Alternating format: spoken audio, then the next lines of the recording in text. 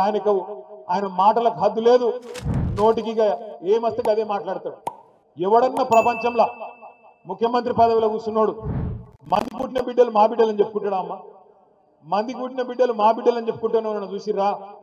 కేసీఆర్ ఇచ్చిన ఉద్యోగాలు కూడా నేను ఇచ్చినా అని చెప్పుకుంటున్నాడు నిన్న ఢిల్లీలో.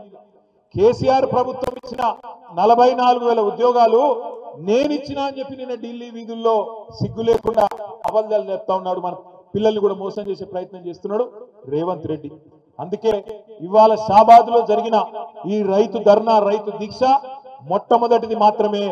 రేవంత్ రెడ్డి ప్రభుత్వానికి మేము చేసే విజ్ఞప్తి, 26 జనవరి నుంచి నువ్వే చెప్పినావు 15,000 అనే మాట, బరాబర్ 15,000 ఇయ్యాలి.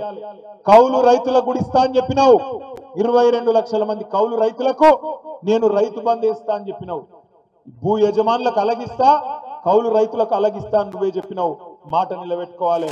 కౌలుదారులకు కూడా నువ్వు చెప్పినట్టు 15,000 ఇయ్యాలి. అదే విధంగా నువ్వు ఇంకో మాట ఇచ్చినావు, భూమి జాగా లేనులకు రైతు కూలీలకు నెలకు 1000 రూపాయల చొప్పున సంవత్సరానికి 12,000 ఇస్తా అని చెప్పినావు. బరాబర్ రైతు కూలీలకు కూడా 12,000 రూపాయలు ఇచ్చి తీరాలి. రైతు కూలీలకు ఇయ్యాలి, కౌలు రైతులకు ఇయ్యాలి, భూ యజమానులకు ఇయ్యాలి. ఆ రోజు రేవంత్ రెడ్డి ఒక డైలాగ్ కొట్టిండు, 2 పంటలకు కాదు 3 పంటలకు ఇయ్యాలన్నాడు. 2 పంటలకు కాదు 3 పంటలకు రైతు బంధు ఇయ్యాలన్నాడు.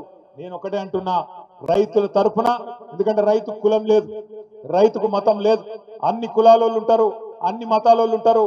70 లక్షల మంది రైతుల పక్షాన, 22 లక్షల మంది కౌలు రైతుల పక్షాన, భూమి లేని నిరుపేదల పక్షాన ఇలా బీఆర్ఎస్ పార్టీ అడుగుతున్నది. ఇచ్చిన మాట నిలబెట్టుకో, ఇయ్యకపోతే నిలబెట్టుకోకపోతే రేపు స్థానిక సంస్థల ఎన్నికలని కాదు, మళ్ళీ ఎలక్షన్లు ఎప్పుడు వచ్చినా తప్పకుండా ఈపు చింతపండు చేసే బాధ్యత మా ఆడబిడ్డలు, మా రైతు బిడ్డలే తీసుకుంటారనే మాట కూడా విజ్ఞప్తి చేస్తా ఉన్నా. షాబాద్ లో ఈ రోజు నిజంగా కూడా నేను పట్నం అవినాష్ రెడ్డి గారిని అభినందిస్తా ఉన్నా.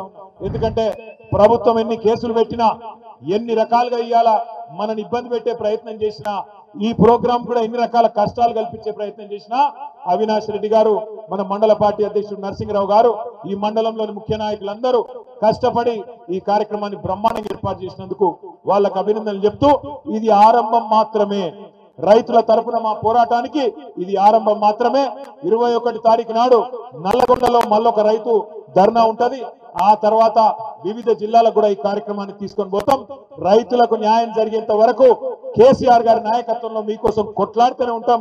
ఎన్ని కేసులు పెట్టినా, జైళ్లకు పంపించినా మీకోసం నిలబడతామనే మాట మళ్ళొకసారి తెలియజేస్తూ, జై తెలంగాణ, కేసీఆర్ గారి నాయకత్వం, కేసీఆర్ గారి నాయకత్వం. జై జవాన్, జై కిసాన్, జై జవాన్, జై జవాన్.